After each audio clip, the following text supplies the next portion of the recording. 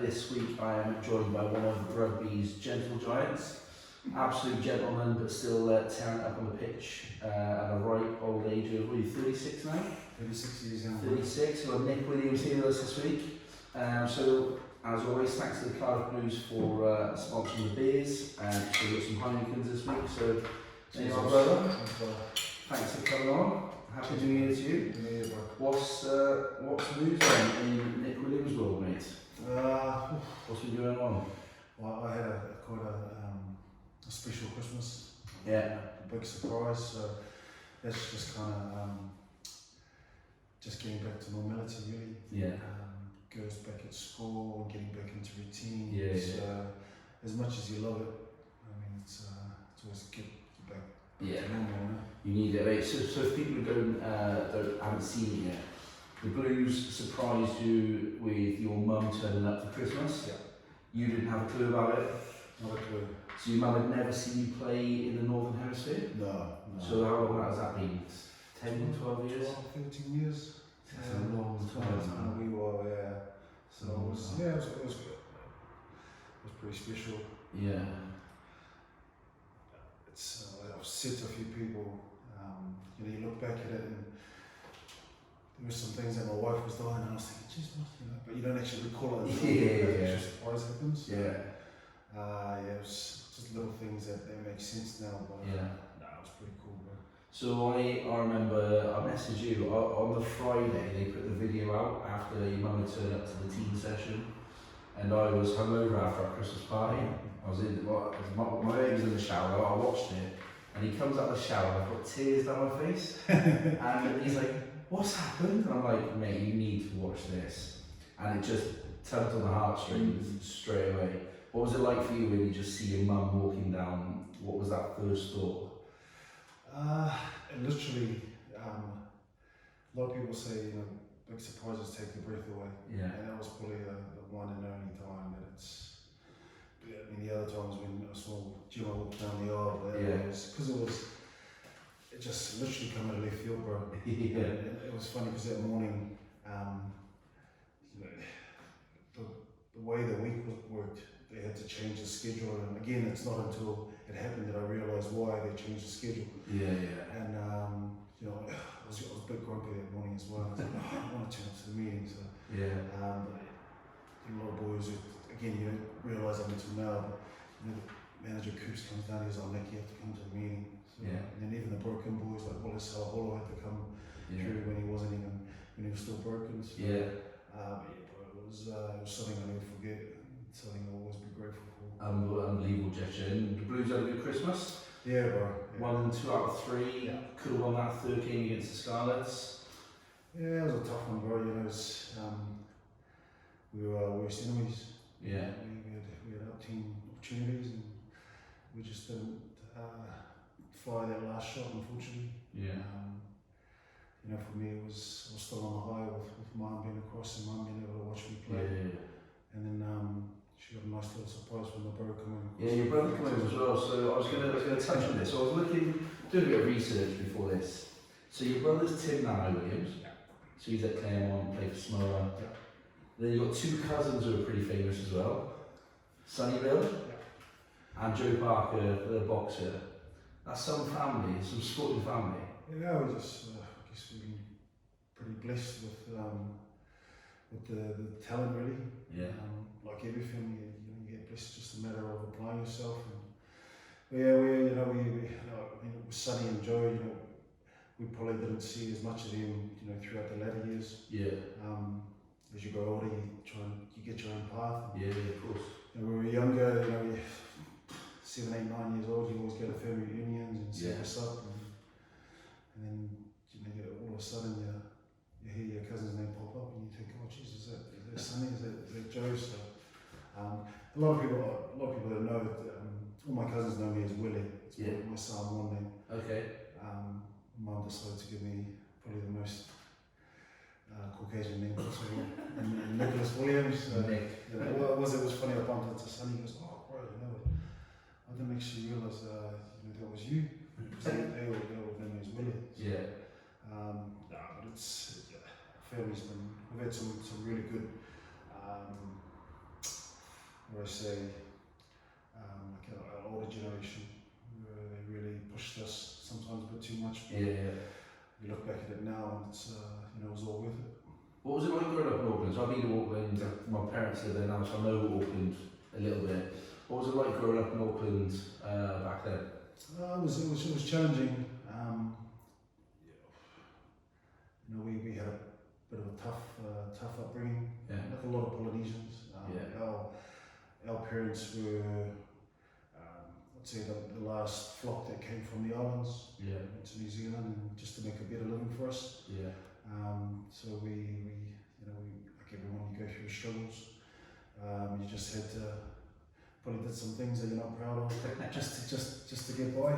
Survive. So it's not until you get to where we are now that it's a bit more appreciative of it, and you look back and things that your parents did and your grandparents did, that you didn't understand then, that you understand now. So those lessons you learn, and you try and give, now I've got family on my own, try and make them appreciate things a lot more. Yeah, I can imagine. So were you born in Auckland, or did you move over? No, I was born in Auckland. There's 8 of us. We've got five sisters, and I've got 2 brothers. So we're a typical island family, probably quite similar to the Welsh, really, come from big families.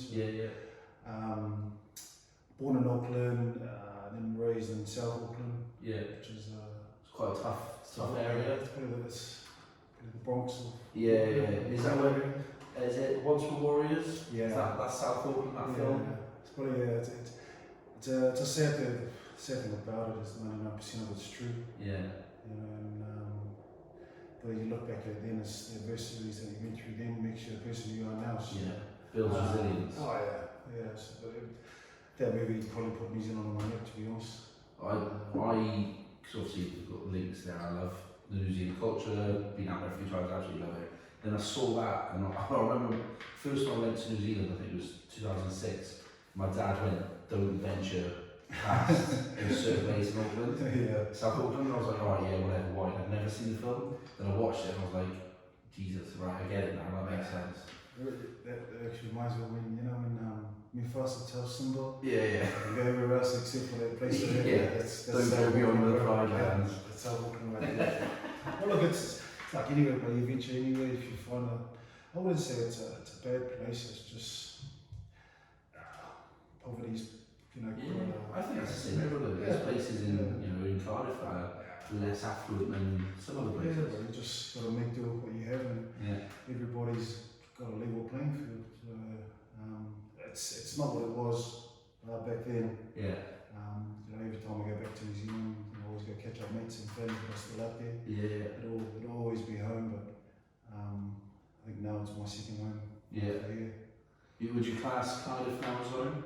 100%. 100%. Just the people here, the opportunities, not just for myself, but for my wife and my kids. So she's got her own business here now. That's booming. Because Auckland's such a big city. Things are so vast. Whereas here in Cardiff, it's got the feel of a big city because of the stadium and football, but it's a great place to live and bring up kids. Class. So we'll go back to sort of rugby, and you come in and sort of start out as a pro, I suppose. You played league as a kid. Were you in league before you played union? What position in league? I was a centre. Oh, were you? Were you a lump as a kid? Believe it or not, it seems like, people don't know, but Polynesian boys are big. Oh yeah. I was average. I was average size. To the normal person, I was really big. And leagues are working men's game. Come to South Auckland, you decide you have to play league. Did you play through school? Played it up to I don't know what they call it now, 6th form. Oh yeah, so as 18s, 16s and 18s. I played up to then, and then got into a bit of crap and had to move over to the posh part of Auckland with my grandma. And then I went to school, and they didn't have a league team, they only had a rugby team. So New Zealand terms is quite old to start playing rugby at 16. I decided to give it a crack, and now I'm on the other side of the world doing a podcast with Nicky. That's how you know you've made it, mate. So I suppose when you play league, obviously it teaches you all the stuff you need for union, apart from rugby, I suppose. Did you go straight into number 8 when you played union, or were you still a centre? Yeah, well, I still went to centre. Yeah. League's a bit different. They're a bit more, they're a lot smaller than us rugby boys because they don't have positions. Yeah. It's a bit of it's a game in a box. I love league. I love watching. Yeah, I played league for years. I love the Love physicality. it. It's getting a bit softer. Yeah, It's so much harder, isn't the it? shoulder charge away. Yeah. I started. I was centre in league, and then I said I moved over to North Shore. And, I like the North Shore. It's nice up there. It is, bro. Yeah. A lot of good things happened for me there. Yeah. I met my wife, and everything's history. So you went through then and ended up going North Harbour. So I actually I tried looking for the team, but I watched North Harbour Taranaki at North Harbour 2006. Yeah. And I remember Luke McAllister was playing, Jason Eaton was playing for Taranaki, and then a couple of weeks later I watched New Zealand South Auckland Wellington. So it was that year. I couldn't find a team sheet to see if you were playing or not. Yeah, I remember that game. It was pissing down. Yeah. It was our first round fairly defence. It's a big shield called obviously the Red Footy Shield. And it's the oldest cup in New Zealand history. Yeah. And North Harbour's got a young region group. Yeah. And that was the first time we'd won it.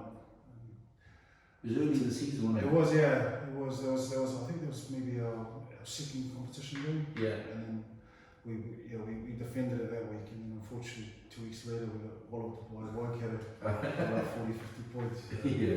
But geez, that's a while back now. Yeah. So my parents moved there in January 2006. They lived in North Shore by Narrow Beach. Down in Devonport. Yeah, down That's Devonport. nice. And my brother works there now. My other brother works in Takapuna, Okay. one of the bakeries up there. Yeah.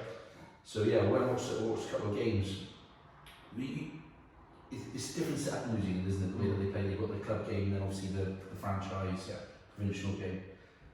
How did you find going from sort of league and school into that professional environment in North Harbour, learning your show? Had you moved into the forwards by then?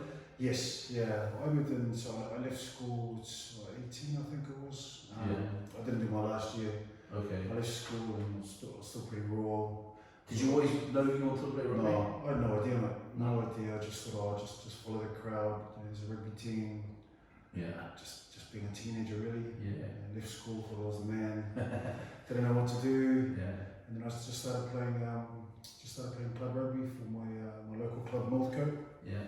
And then a man by the name of Mark Enscombe. Yeah. He just decided, I'll give this young Ollie boy from South Auckland a crack.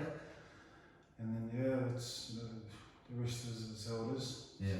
I never, like a lot of kids in New Zealand, bro. I want to be an All Black. Yeah. I want to be a firefighter. I want to be a doctor. Yeah. And I was just trying to see if I could what my next meal was going to be. Yeah, living day to day. Yeah, bro. Yeah. It's a great story, but like you read about. I know a lot of kids in New Zealand that go through, the same kind of upbringing. Yeah. And that's why we just try, I guess, lead by example. You can make it. It's there for the taking. It's just up to you if you wanna man up and take it. Yeah. And so what was it like then getting your first call up for the Auckland Blues in was it Super 12? Yeah, it was the last year Super 12, mate. Yeah. Old here, bro. Mate, I looked at the squad. Yeah. Absolutely unbelievable. Same here. Yeah. Unbelievable. Like that's when I first started watching rugby around then. Yeah. I wasn't really into rugby as a kid. And you've got like Rocco, Carlos Spence, Luke McAllister, Xavier Rush, Ali Williams, Penny Falfel. Repeni, mate. Unbelievable squad. Like on paper, this must be one of the best teams you have ever seen. 100%, bro. It was crazy. And I remember rocking up and you see Carlos come down in his flash car. Yeah. And you're thinking, oh man, I've got enough money to catch the I bus. love him. I fucking love him. Yeah. It was a team full of stars, bro. Yeah. That's what it was. And this when the Blues were at their best. They won it. It was 03. they won it, and I was involved in the back end there, and then before made the full squad. I was behind Rushy. Yeah. He was the man. Yeah. He was the king of. Tough old bloke, isn't he? Yeah, bro. Yeah. He was the king of Auckland. Oh, the king of Auckland. And his gold speedos. Do you still see him now? He's obviously around. Every now and then I bump into him. Yeah. Last time I saw him, his place in Penarth. Yeah. I was taking on my girls and I just bumped into him. So Yeah. he's the man. If you know old Rushy. He's done well, bro. It's just it's funny how my professional career, started behind him. Yeah. And now I'm kind of replaced him, I suppose. Finish it off. Yeah. What was it like? Who were the superstars of that team for you? Like, not necessarily the biggest name, but who were the guys in that squad for you that were the ones that made a difference? We call him the Godfather, Kevin Milami. Oh yeah. I forgot. He was even to this day we still call him the Godfather. He was like he's quiet as can be. Yeah. He's like a little. He don't speak much, but when he speaks, everybody shuts up. He's just a good guy, bro. You got a few boys around here like Melon. Mm-hmm. You don't say much, but once he pipes up, everybody listens. So you always get one or two in every team, but probably back then, Kiwi would be up there. There was so many. Loss was in his own world. He'd pipe up whenever you wanted to. But come to my studio. Even now, like when Kiwi messages us, it's a privilege to hear from the old man. Do you still keep in contact with all the boys from that squad? Yeah, bro. We've got a good little WhatsApp group going on. People like Rox, Jordan Kaino, John Four, Isaiah Toyava, Brad Mika. He was a kid then, wasn't he? He was class. Oh yeah. He was unbelievable. He's still carving up, for Clermont. Yeah. So it was, we try to keep in touch as much as we can. Yeah. With life, things kind of take its toll, and rugby, but whenever we can, we try, especially we play against each other. Yeah. We're best mates off the field. The first one to try and smoke each other on the field. That would be rough. That's the way it should be, mate.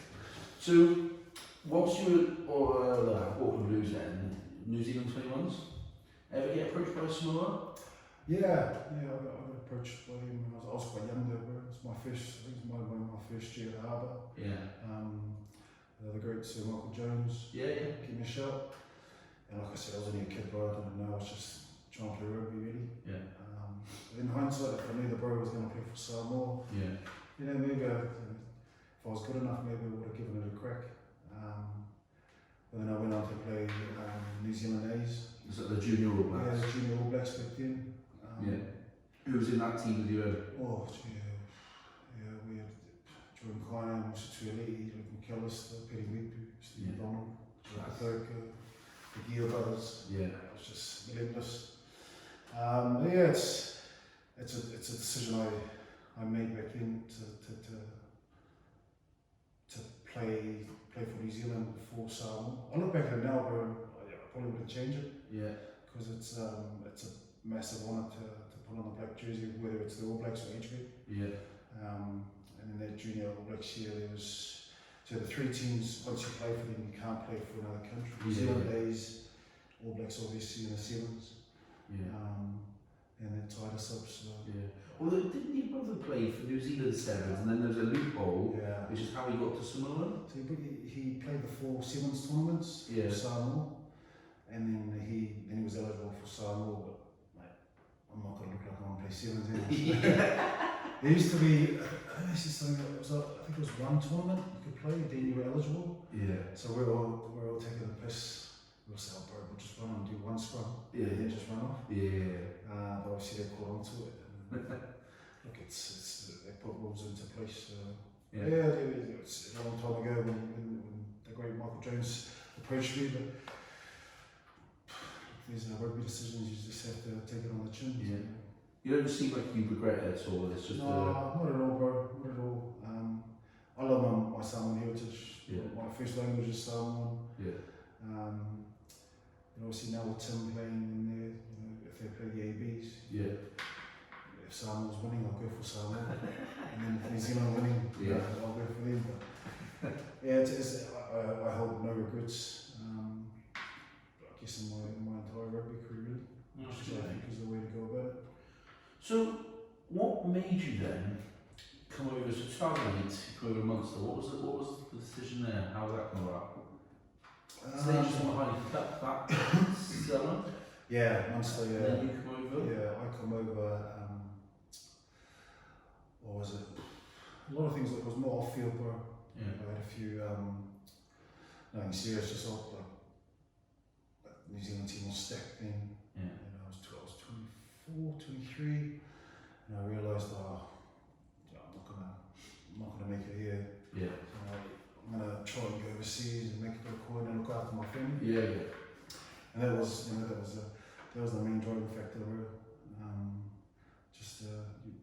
You heard a lot of stories, Polynesian boys, go make money and send as much back home to back to the islands. So yeah, that was the driving factor, bro, to look after my mum and my sisters. And Tim, before he made it. So then once he made it, I was like, oh, it's your turn now, bro.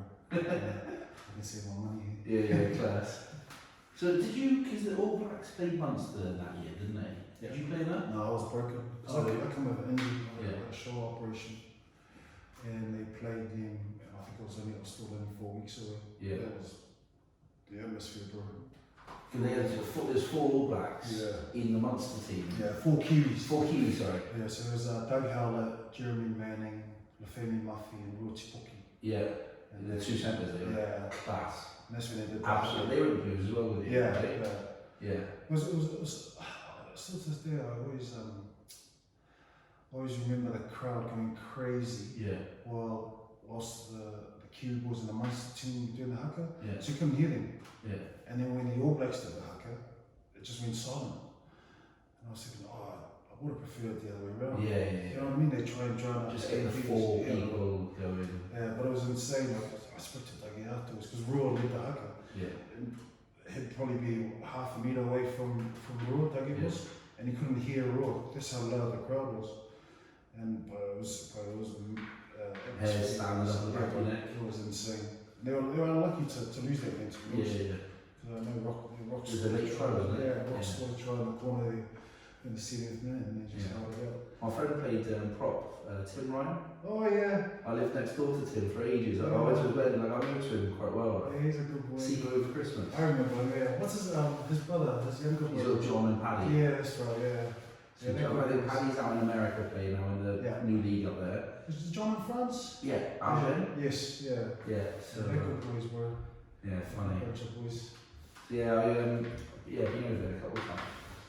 So then, 2008-9, Munster won the league.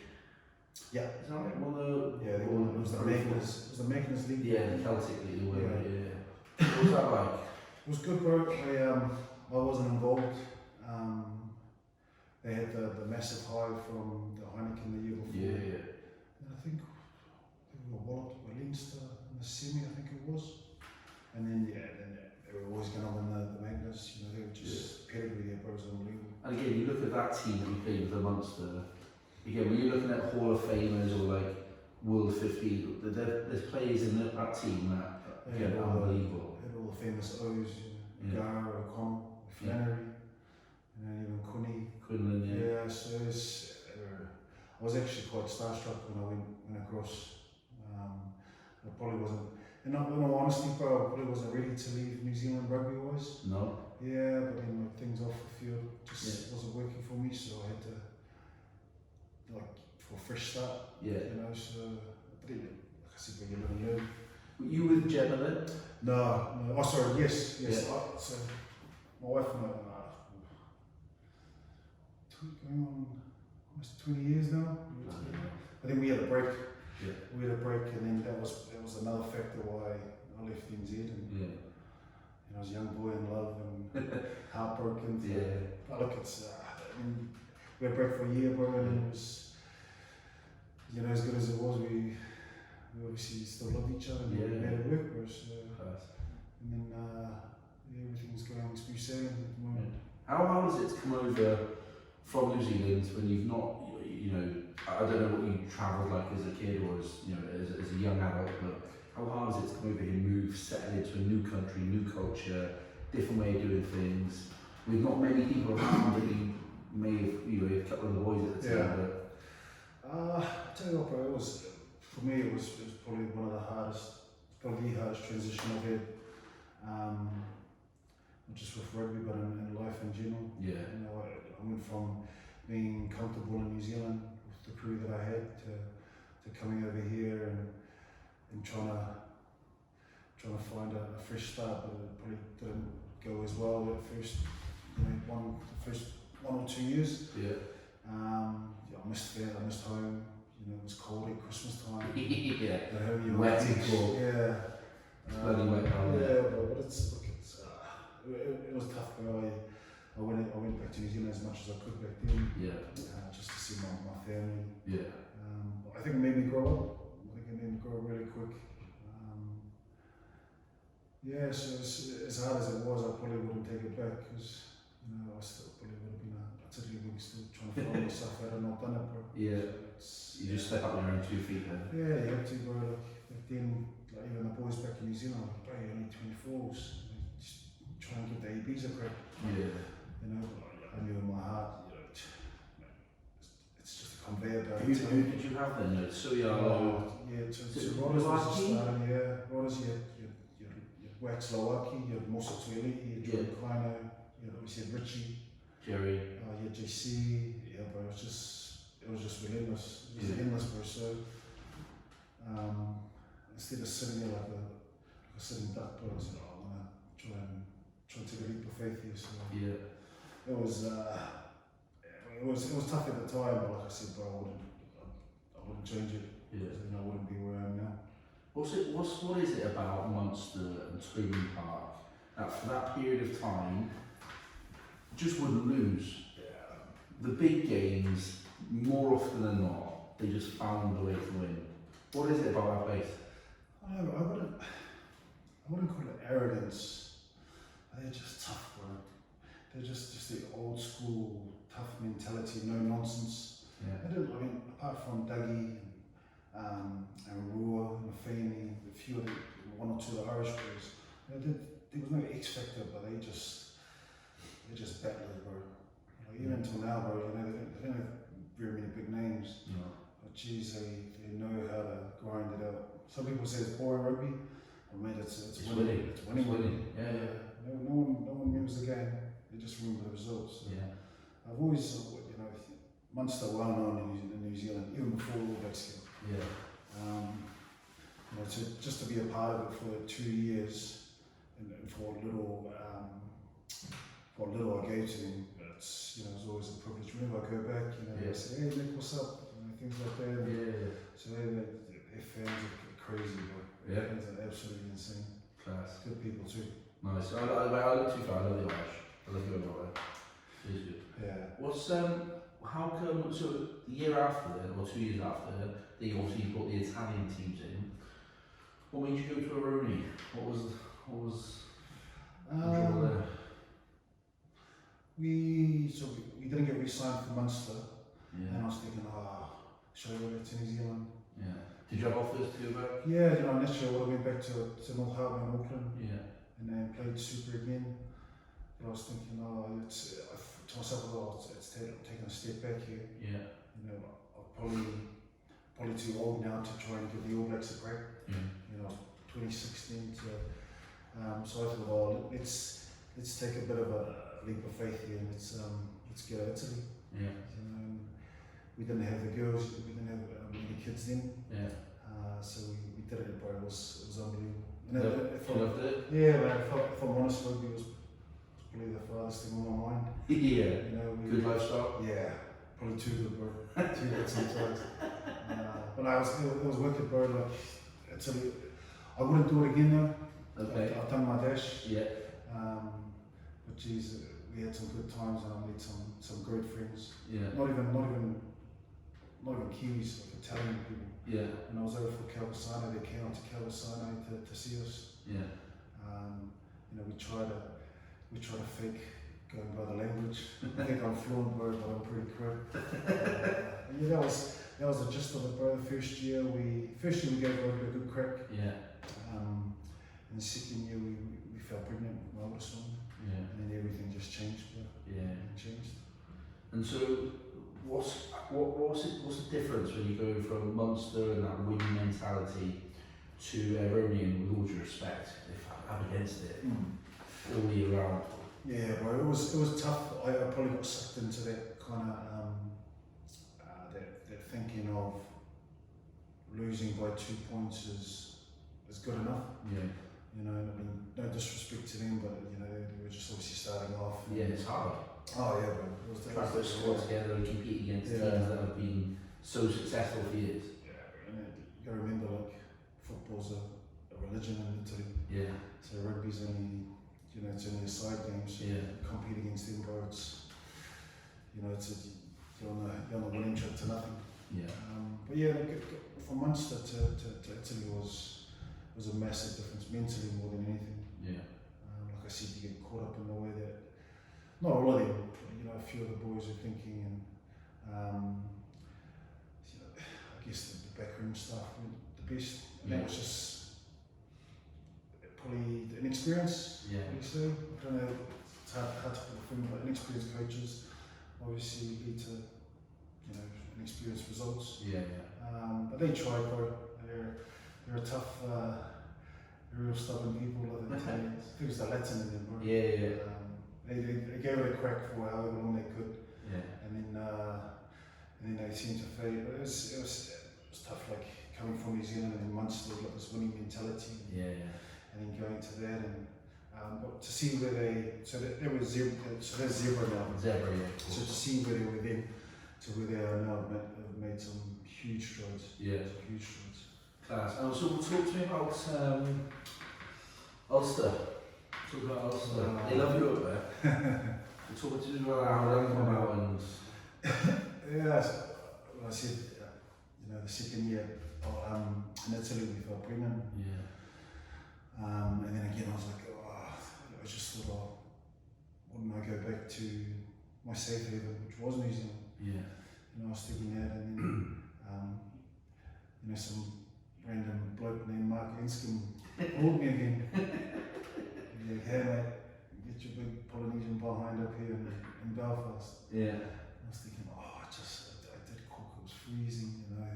Yeah. It's going to be cold there as well. So, but then, you know, it's like, bro, once you have a little one, everything changes, you know, your mindset. So, I went back to New Zealand and I had a hell of an off season.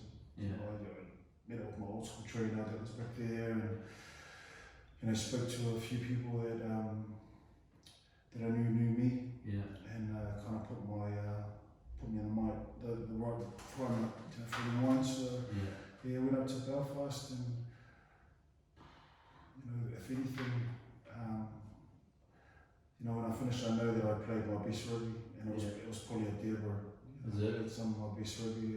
Full credit, like, I don't like to credit him because he's a grumpy old thing, but you know, we call him Cowboy. You know, Mark Anskin, he knew how I ticked. Yeah. Obviously coaching me in New Zealand, he knew how to get the best of me. He knew that I liked to run with the ball and, you know, to try and tackle and try and kill people. So you know, it worked out for me, bro. Was Room Penal there then? See, it's nice, you've got someone you can control in I've played with a lot of players, mate, and he'd be up there in my top three. Really? Yeah, bro. He's class personified. Yeah, bro, he's unbelievable. Decent bloke. Oh yeah, good boys. That was the Ulster team that I was involved with. Those 4 years off field, we were pretty tight, bro. Yeah. Good tight bunch. You know, the locals. You know, mixed with the foreign boys as much as the foreign boys mixed with them. You know, I still keep in touch, close contact with a lot of the boys. You know, I've been to a few of the boys' weddings. Yeah.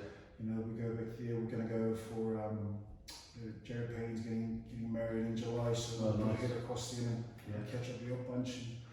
And, as good as it was for me, you know, more for Gemma as well. She got along with a lot of the wives and the girlfriends.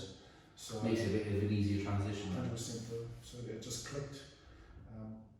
Obviously with Cowboy clicked as well, and you know, he knew, you know, keep your home happy, you'll do your It's the age of saying happy wife, happy life. Yeah, of course, definitely. So, what's did you guys win the league with Ulster? That first year we lost to Leinster In the final? in the final. Yeah. And we played series, 2 quarterfinals. Okay. We lost the series and Twickenham the first year, and the second year is when Payne got red carded. Yeah. And then that's when all that high ball, all these laws started changing. So we played with like 14 men. It was a bit like them on yesterday. Against Ospreys. Yeah. We played 14 men for about 75 minutes, I think it was. And it was at Ravenhill, and we lost, I think, by 2 points in the end. So they were setting the standard from then to now, really. So, it was unlucky. We should have won, bro. To be honest, I look back at things, and we should have won some silverware, the team that we had, and the crowd and the stadium. But yeah, bro, just that last 1%, we just couldn't find, bro. I don't know what it was, but you got Piney there, you had John F4, Johan Muller, you know, the big African boys. I don't know, whatever it was, just didn't click, bro, which was a bit sad because they deserved a lot more in Belfast at that time. What's Belfast like? It's pretty cool, bro. Yeah. I loved it. You know, I never heard of paramilitary and all that stuff. I never knew of it. I never knew of it before. The IRA. When I first got there, we lived in a little complex, and bloke Paddy Wallace, he lived in a couple of houses next to us. It was 9 o'clock at night, bro, and I hear this big bang. And she's like, oh, what's that? I thought it was like fireworks. So I text Paddy, I was like, bro, what's that? And he goes, oh, it's a controlled explosion. Oh yeah, what's a controlled explosion? So this is how naive I was, bro. I had no idea. And then he explained it to me. Well, yeah, that's history for him, bro. But you know, we loved it. We loved it there. We got married there. We had our second child in Belfast. And like I said, we still have lifelong friends, and still there. You know, both involved in the rugby and like other rugby circles. So it's a great spot, bro. I love going back whenever I go back. Class. What brought you to Cardiff then? What brought you here now? So what was that, 2016? 2016? What was it? Yeah, bro. 2016. They had a big change in Belfast. I was keen to still play, and then one of my managers lives in Penarth, and he was like, oh, Cardiff. There were a few clubs quite keen. France was keen. Did you fancy France? No, my body was too banged up, bro. It's attritional. It is, bro. I mean, for all the good that they give, you know, I just thought, 30 weeks of rugby on the trot's pretty tough. Plus I've done my dash in Italy. So we found that, as much as we loved it, we found it quite challenging. So I don't want to put, Gemma through that again. So we thought, we'll come across the water here. And we haven't looked back since, bro. Loving it. Danny Wilson and Matt Sherritt were coaches back then, and very similar to Mark Anscombe. He must have spoke to Cowboy how what makes me tick and what I like and I don't like, and just seemed to fall into place here, bro. And like I said, as much as the on-field stuff is going along nicely, off-field is pretty cool, bro. Nice life. It's a good group down with the Blues. 100%. But not really, like I've said to a few people, like at Christmas, say for instance, we'll have we had Christmas lunch with Johnny McNichol, Kieran Formatia, Marty McKenzie, Gareth. So you're having lunch with these blokes on a Wednesday, or whatever it is, and then you go and kill them on a Saturday. That's the uniqueness of it, bro. But like since we got the boat across, even my girls were over there. They started to learn the language and trying to understand the Valley accent. I think it's going to be tough, bro, for a long time. What's rugby given you? What do you think it's given you as a person? What have you taken from rugby? Oh, jeez, let me think, bro. What has rugby given me? But probably in my earlier years, it gave me discipline. Gave me a way out. You know, I was going down a bit of a bad road, to be honest. And you know, a lot of people think, but you know, rugby was there in the end. It gave me that kickstart to a life that I thought you know, wasn't possible at the time. So that discipline. That discipline element is probably the biggest thing. Even now, you know, with my kids, you know, I try to teach them, you know, balance. You know, it's good to have things, but you got to be grateful when you have it. Because you know, rugby, you can get injured, and then just like that gets taken away from you, bro. So you know, I try to take a few aspects of the game and bring it into my family life. But then there's other aspects that I probably want to keep on the field and the changing room. I'm pretty sure you know what I mean. Of course, we all do that. What's where does Bilbao rank for you? That Gloucester final in Bilbao, win it at the end of the game, that weekend. Where does that sit in your bank?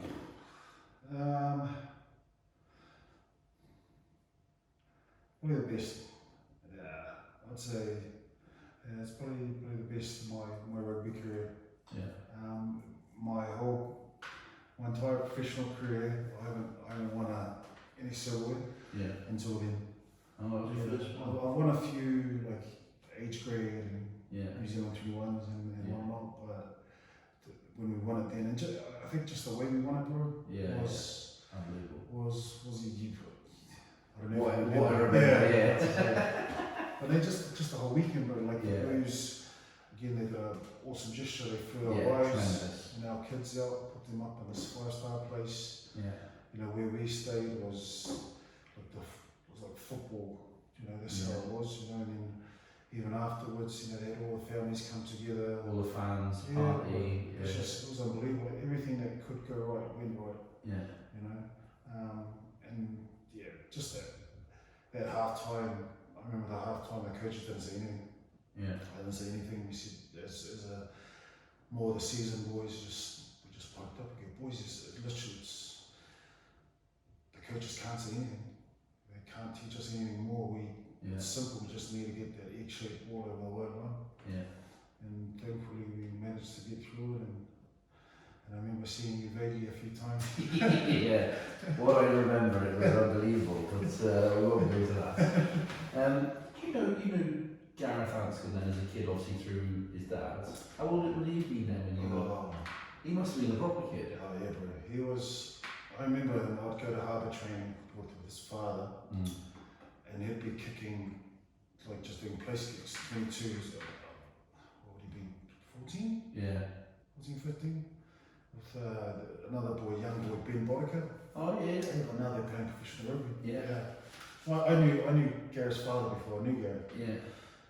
What's that like? It's coming full circle now. That's exactly. Obviously he's at the Ospreys now. You know, for that was a few years. Always. I remember when I came in, my wife and I were talking about it. It's funny how things work. You know, the old man coaches you, and then now you're going to be playing with his son. You know, so it is quite a cool story.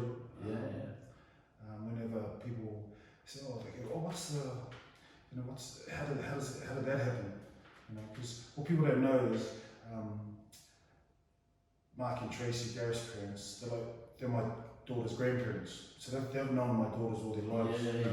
With Mark and Tracy being in Belfast. You know, and then obviously my older one born there, and then now they're here. You know, the girls know them as Cowboy and Yaya. And they in essence they are their grandparents. You know, I can't thank the old fella, you know, enough, you know, for what he's done for me.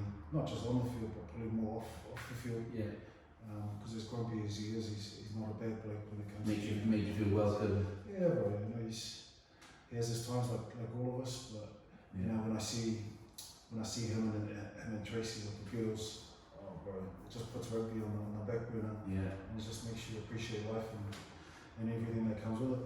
Class. I love stuff like that. Comes full circle. What's sorry? What keeps you going now? What keeps you getting up in the morning, going training, putting your body through it, playing on a Saturday? What keeps you going on? Oh, bro, that's a tough one. The mark's still in your ear? It's funny now, 'cause, like, now his tone's kind of changed. Yeah. He's like, oh, you got the little ones now, bro. Yeah. The little ones to think of. But just like any footy player, bro, the drive to want to play. Yeah. I'm pretty sure you, like when you're playing days, bro, the drive to play, you always want to play. Yeah. Just unfortunately, the body just don't want to click. Thankfully, at the Blues, they look after me really well. Yeah. I probably train maybe once or twice a week. Yeah, the boys always call me the old man. Yeah. You know, now that Felice is gone, Yeah. I've kind of taken his throne. Yeah. Yeah. I seen him in the gym the other day. Oh, bro, He's still in ridiculous shape. Hey, I actually call it, I know for a fact he's a freak. Yeah. People reckon he was like 41 when he finished the man. His birth certificate started when he was 6. He's, honestly, bro, he's like you go and give him a coach, Yeah. and he's still hard as nails. Oh mate, he's solid. He's and he literally blitzes everyone at the testing in the gym. Really? Oh, easy. He's a freak, bro. He can still play now. Oh, 100%. I think he's still playing, bro. Like, Yeah, is he at Anthill or something with like that? Mama. Yeah. Tika. In England somewhere. Yeah, he's still playing. He's 45 now as well. Oh, yeah, Mama's good. He's in Crazy Nick too, bro. So whenever the boys are like, oh, you're the new file, I say, oh, I concede defeat, bro. That's me, bro. That's me. Yeah, I mean, apart from the drive to want to play, and still think I've got a wee bit to give. Yeah. Both on and off the field. Yeah. I like to, I like to take, I wouldn't say charge, I just like to give the younger boys a bit of guidance and try to make things off the field a bit more, try to make them a bit more happier, because I know, like, for me, that's what made me tick. Yeah. The culture aspect of things at the Blues, I like to try and... You're big on that. Yeah, I'm massive in the family environment, try and get the wives and the girlfriends involved and the kids. Yeah, nice. And just for people to see that it's more than rugby. Yeah, of course. So, the drive's there, the body's almost not there. So, bro, it's like anything, bro, you just have to enjoy it while the ride lasts. Yeah. It's going to finish eventually, isn't it? Are you, is the end near, or do you reckon you've still got a couple left in you? I'll probably say here first, bro. The end is very near, bro. Right. Yeah, I've had a good run monkey, bro. Yeah. And it's been a good, it's 20 years now, so. Yeah. You know, my wife she's sacrificed so much for me, like her career, just to try and make, give me a chance to make mine. Yeah. And it's been a huge blessing. You know, don't get me wrong, it's a great life and a great job. But I think I need to give her a chance for her to for her to enjoy herself. Well, proper practice is going well. Yeah, bro. We like this. She actually had a couple today. Yeah. She's been quite busy, so the balance kind of changed hands there. Where you become a housewife. Yeah, I'm looking after the girls now. Well, yeah, it's just like I said. How you asked me, what is rugby given to me? That discipline aspect, that balance aspect. Just to try and probably not try to make everybody happy, but just try to keep everybody in the same boat. Yeah. If that makes sense. Yeah, no, of course. What's when the day comes, what's next for you? Plans or businesses or?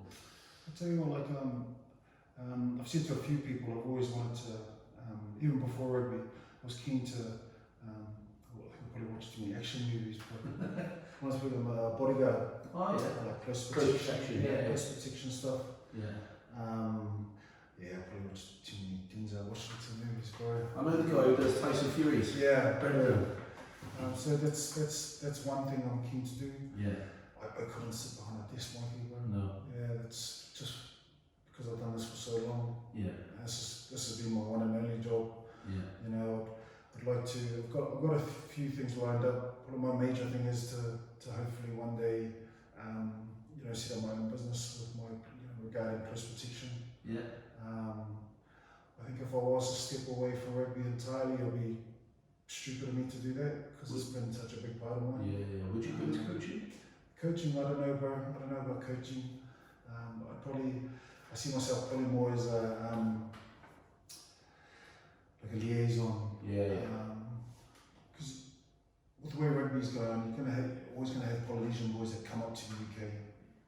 And like anything, bro, you travel a long way.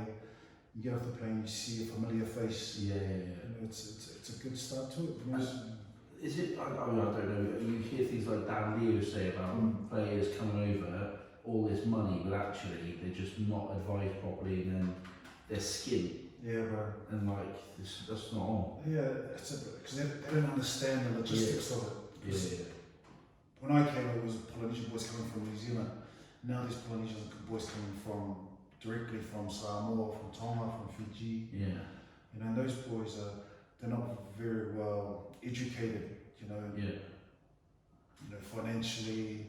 How it works. So, yeah. So been working quite closely with Dan, just to educate the boys a wee bit more. Yeah. You know, we try to get the upper hand on who's coming up here from down in the Pacific Islands. Mm-hmm. Just give them a shout, give them a call, and also their wives. They'll talk to our wives about what's going to happen. Yeah. What's real life like? Yeah. Try and just try and make the process of them coming up here as smooth as possible. Yeah. You know what I mean, bro? So we're trying to do a bit of that. So hopefully, try to land myself in that area. You become an agent, mate. You know enough people. I don't know about agents, bro. Jerry Maguire. Oh, show me the money. there's not enough money, bro. No, I can't see that. No, I don't know, bro. I'm not what do you call it? I'm not a confrontational person. Yeah. You know how agents are like, nah, that's not big enough. Yeah. I can't do it, bro. No. Takes a certain type of person. Yeah, bro. You gotta be a tough bugger. Yeah. I mean, it's different on the field. Yeah. It's just like your alter ego. Yeah. Then off the field, you can just be yourself. But yeah, I've got a few things lined up, bro. Just trying to get them in place. Just try and get it. Try and make the transition out as smooth as possible. Yeah. And then obviously with my wife's stuff, trying to make it all fit in, not for myself but for her now. Yeah. Because she's obviously made it fit in for her. For me. So hopefully things land in the right places and when that day comes, I can say later, bro. Yeah. And you look back fondly.